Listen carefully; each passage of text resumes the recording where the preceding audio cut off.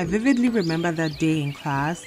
I was sitting towards the middle of the class, and the teacher was going on and on about synthesizing commercial polymer materials, ASTM techniques, history of plastics materials, melt flow index, chain growth versus step growth polymerizations, and I felt so confused. And this was supposed to be an intro level class, and everyone seemed to understand what was going on.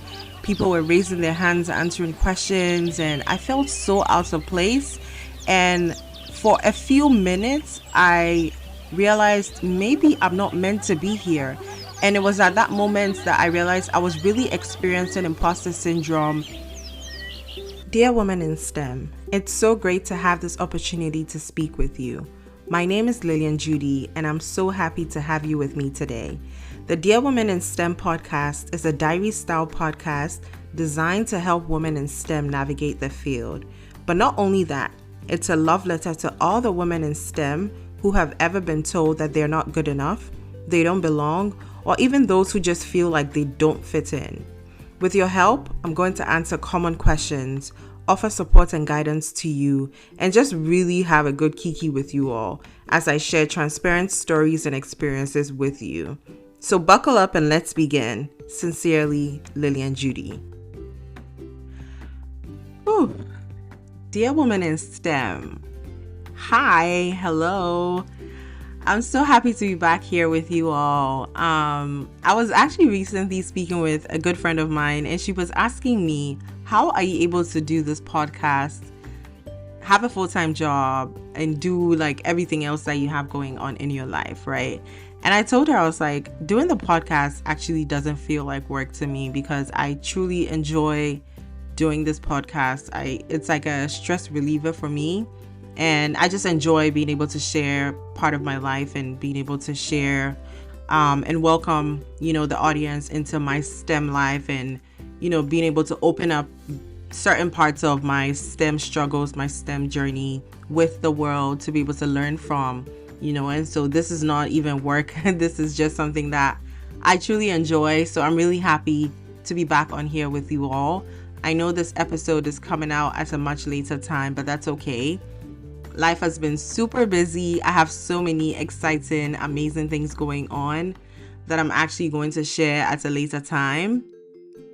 And today's topic is something that is really near and dear to my heart. Today I'm going to share a lot about imposter syndrome. It's a topic that I speak on frequently when I'm called to speak, and I recently actually presented on this overcoming imposter syndrome to a group of women in STEM. And when I was speaking, I realized how relevant it still was to me, even though I'm no longer in school and I'm actually a working professional. It's not something that just dies down. It's not something that just goes away, right? At the beginning of this episode, I shared my very first experience with imposter syndrome, how I was in class and I felt very, I basically felt like an imposter, basically, and that's the definition of imposter syndrome, doubting your abilities or feeling like a fraud, and, not being able to accept your accomplishments, right? And in doing research for one of my presentations, I found out that about 75% of female executives experience imposter syndrome. And for me, that was a very common fact for me to know, because it made me realize that it wasn't just because I was a fresh graduate, starting out in a professional career. People who have been working and people who have actually climbed to the very top of their careers actually experience this. And so this is something that is not just because I don't have enough experience or because of one thing. It's something that constantly evolves in different ways. And so it kind of helped me deal with it better. And so I want to share this. I know in previous episodes, I talked a bit about my STEM journey and how I struggled to get my degree. So With that in mind, it took me about 8 years to get my Bachelor of Science in Engineering degree in plastics engineering. And when I graduated, finally, I was applying for jobs, and my very first job out of college was a technician position, right? And I had come out of college expecting to land an engineering position right away because that's what I was trained to want, right? And no, this is not me knocking anybody who's in a technician position, but for me, I felt like me getting a technician position was feeding into my imposter syndrome, because it was basically telling me, yeah, you're not worthy of being an engineer because you just kind of lucked out and managed to graduate with your degree, right? But it was only because I couldn't find any job at the time, and I was on a time limit, right, because of my visa. And that kind of fueled my imposter syndrome even further. So when I finally landed a job in an engineering position, I started doubting every single thing, whether it's me giving a presentation, whether it's someone asking my opinion on something, whether it's me kind of trying to voice out something, a thought. I always had to think twice, 3 times, run it by another person before I actually say what was on my mind. And that did cost me a lot of opportunities, and I wasn't able to grow at the pace that I could have, right? I saw a lot of my coworkers grow at a faster rate than I did because I was always shy, I was always scared, I was always timid, and I was always second guessing myself, right?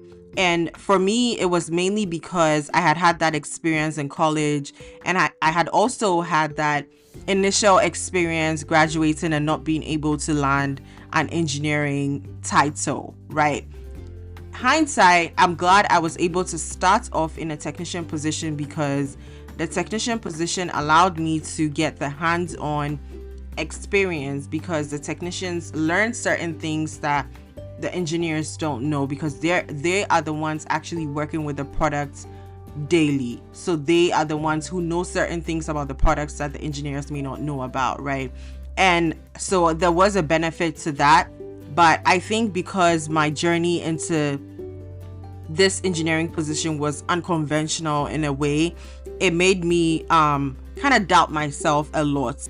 But as time went on and I got more comfortable with my coworkers and I started talking to them and being open with some of them, I realized that they all were learning. Like, not everyone knew everything all the time, right?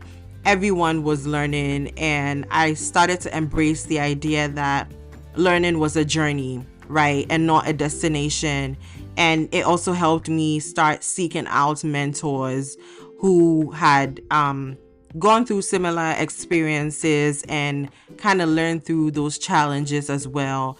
And I then also started sharing my own struggles with imposter syndrome on social media, online, and with my coworkers. And it was so crazy how people could relate with my journey, and the support that and the encouragement that I received was so amazing.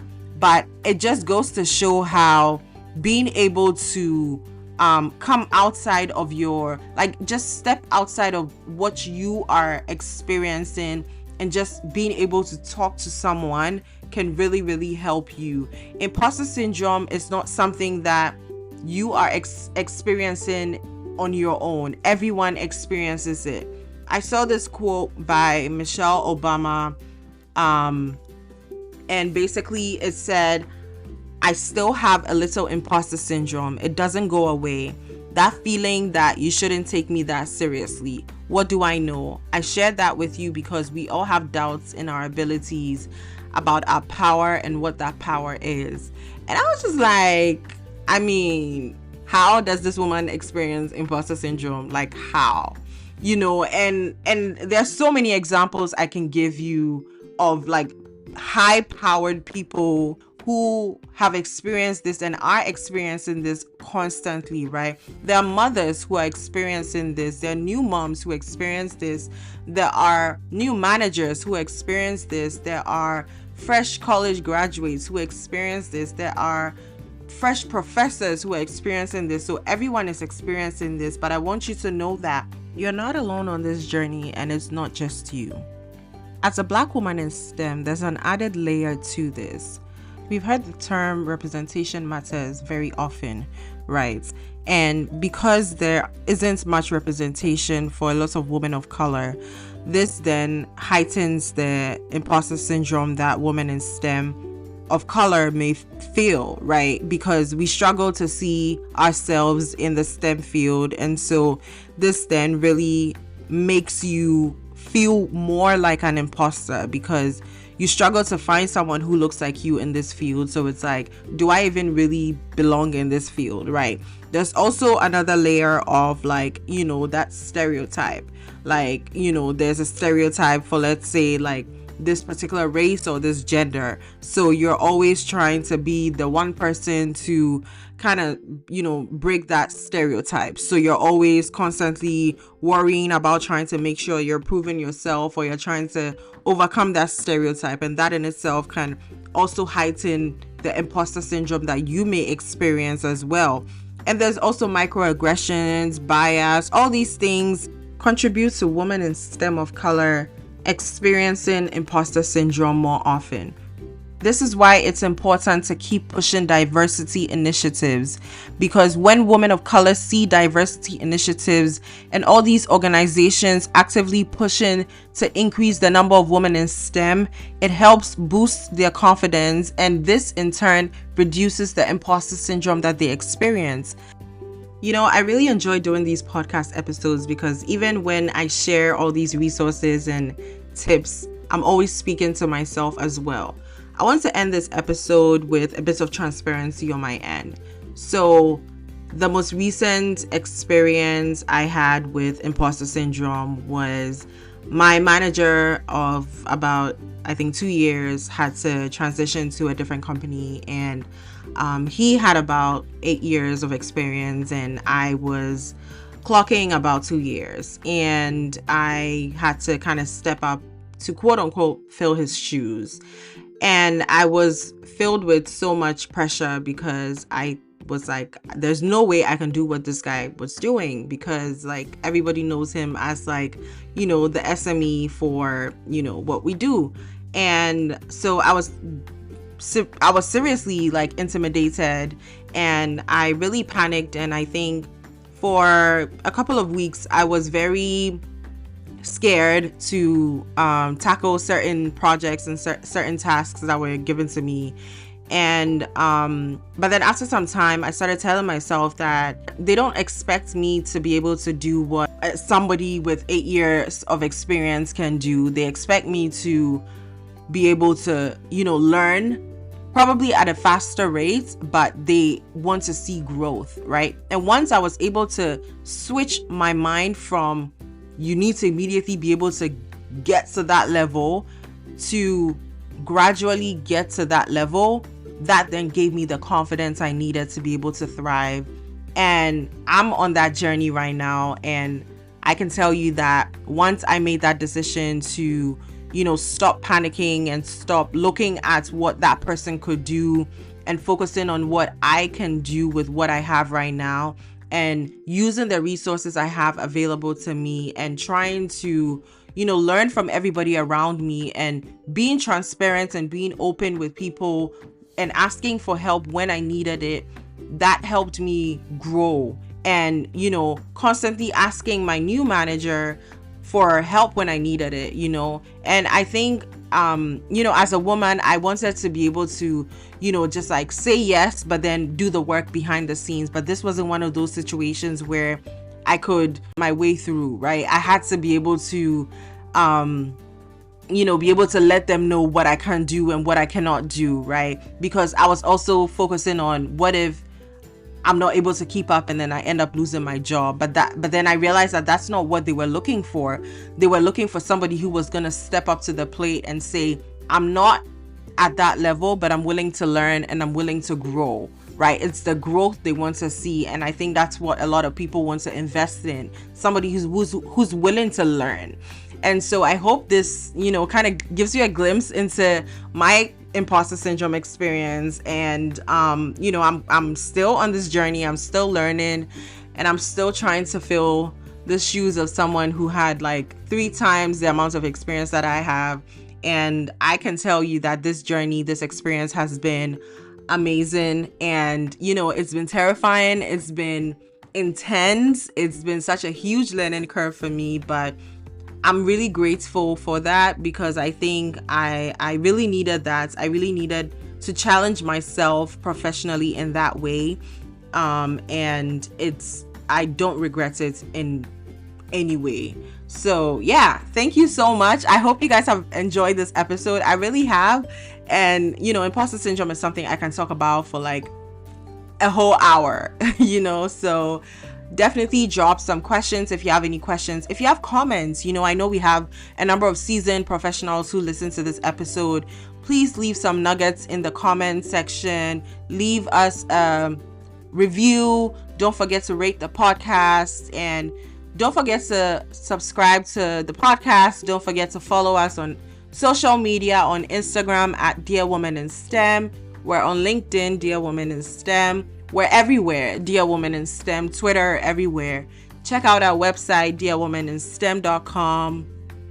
And also, don't forget to check out our next episode next month. And as always, sincerely, I'm your host, Lilian Judy.